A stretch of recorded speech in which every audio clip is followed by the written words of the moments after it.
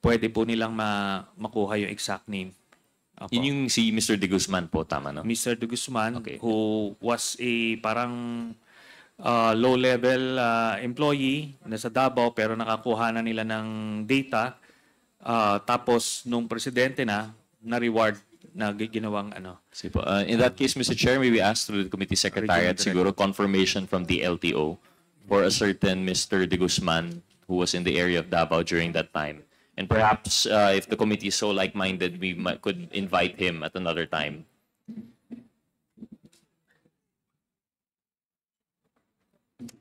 Mr. Chair, actually, another interesting thing that we've seen from the presentation of the good senator were the supposed killings and release po sa Dumoy raid. But I think we've had an extensive discussion on this already. I think we'll all be just waiting for the invitation of SPO for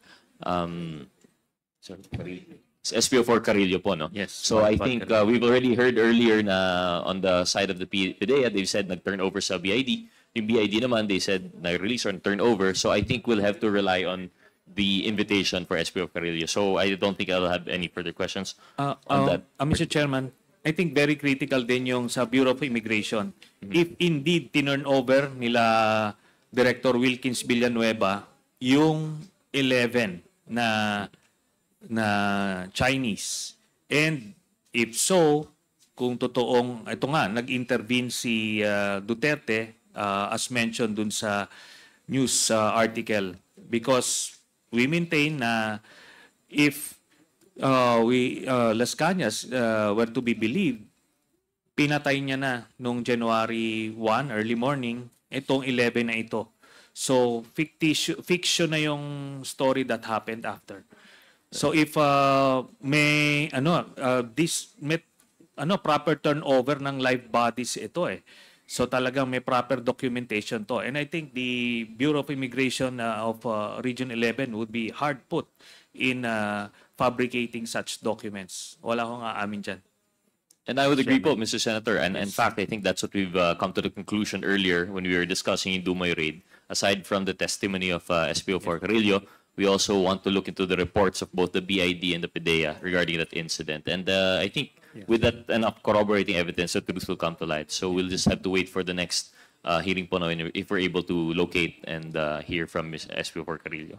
Yes. One more interesting killing po that we've heard po from the testimony of Mr. Las Cañas. May we ask po siguro yung PDEA also if they could confirm that there was a laboratory, Shabu laboratory in yung Green Heights daw po. We are looking into our records, Mr. Chair. I just heard that Green Heights. What we know is Duboy. Well, I think it should be cause for concern po, no? And I think aside from the mention of yung Shabu Drug Lab sa Green Heights, there was also mention of a killing of a construction worker. So I think this should also have a record with the PNP. So likewise, Mr. Chair, may we ask the committee secretariat to request from the PDEA and the PNP records in relation to yung Green Heights killing, the drug raid, and yung death ng itong construction workers. Actually, Mr. Chair, for the rest of my questions... Mr. Chairman, in the affidavit of Mr. Las Cañas, he gave a more detailed narration of that specific event, and he was able to provide a name of, I think, the foreman, because they were the informants of that supposed raid, but because Mr. Duterte was able to know about the impending raid, he informed them and he then killed the informants. So I don't think it would be in any record of the PNP and PDEA because they swept it under the rug. Yes, Mr. Chairman. Thank you, Mr. Chair. But thank you, Mr. Senator. But we have to exert those efforts to have a final determination by the PNP and the PDEA. And if indeed there are no records, then we'll have to rely on other sources to confirm po, no? With that, Mr. Chair, I'll yield to other interpellators po. Maraming salamat po, Senator. Okay, thank you, Congressman Gutierrez. The next to interpellate is Congressman Paulo Ortega. You have 10 minutes. Mr. Chair. I have a few questions to the former Senator Trillanes. Former Senator Trillanes, Sino po sa pagkakakilala nyo si Charlie Tan? Ano pong personalidad niya? Based dun sa ano po, no, ang mga sources po namin dito when we profiled him is yung testimony po, yung interview rather ni Mr. Las Cañas, yung kanyang affidavit, then yung ano po, yung report ni privilege speech rather ni Senator Ping Lacson.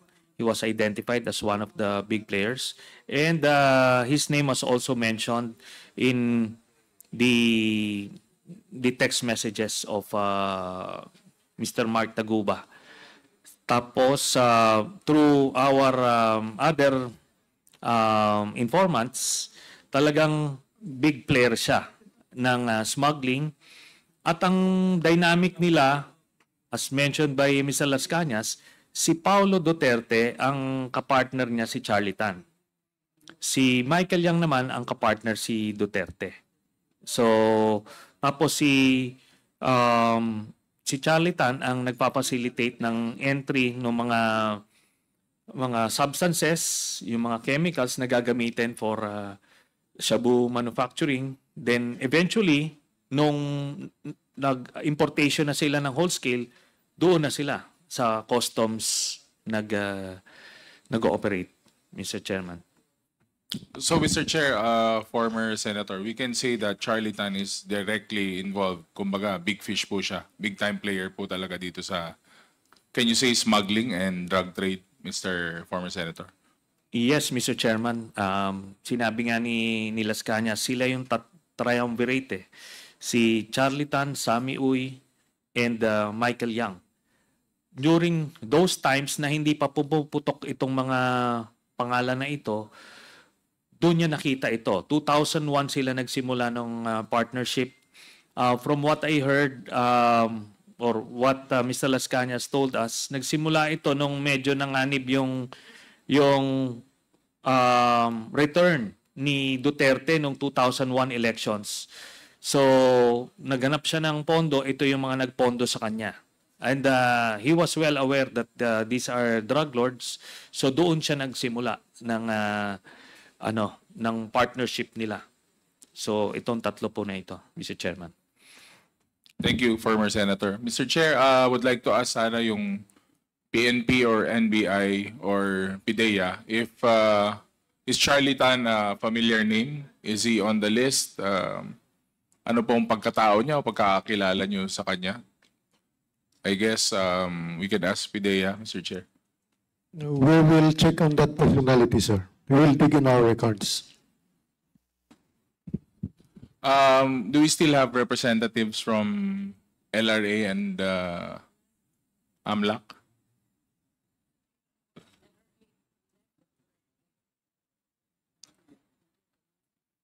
Wala na po ba? Wala na. You're looking for a PNP representative? LRA or AMLAC, LRA. Mr. Chair? Okay. Ang LRA and AMLAC has already left. Your Honor. Then I'll just raise the question in the air, Mr. Chair, na siyempre kailangan natin makita kung ano po yung pagkatao nitong si Charlie Tan and with regards to his properties, yung mga negosyo niya, at definitely yung pagkatao niya, Mr. Chair, we have to ask. And I'll take advantage of the presence of Mr. Abellera, Mr. Chair. Sir Abellera po, ano pong pagkakakilala nyo kay Charlie Tan? Do you know him personally or is he an acquaintance? Ano pong buong pagkatao niya if you know him, sir? Good evening. Kasama ko siya dati, kainuman, kabarkada.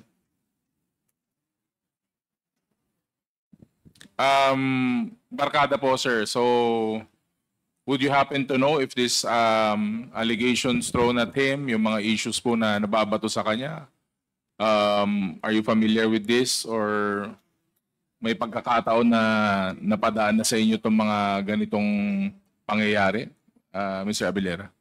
Matagal ko na siyang hindi nakakasama dahil simula 2017 yata. 2017, nung nagkaroon kami ng ano sa Senate, hindi na ho kami nagasama nila